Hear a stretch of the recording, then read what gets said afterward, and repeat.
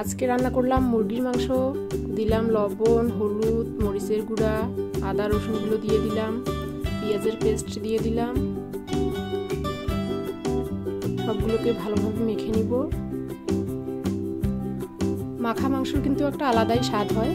আপনারা এভাবে রান্না করে খাবেন, দেখবেন অন্যরকম একটা স্বাদ পাবেন। ফোড়নে দিলাম তেজপাতা, জিরা। মাংসটা ঢেলে দেব, ভালো করে কষে নেব। জল ছাড়াই মাংসটাকে বেশ ভালোভাবে কষে নেব।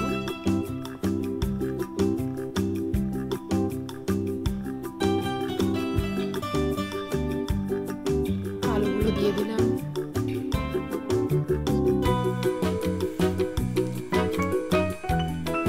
অনেকক্ষণ ধরে বেশ ভালোভাবে মাংসটাকে কষিয়ে নিলাম।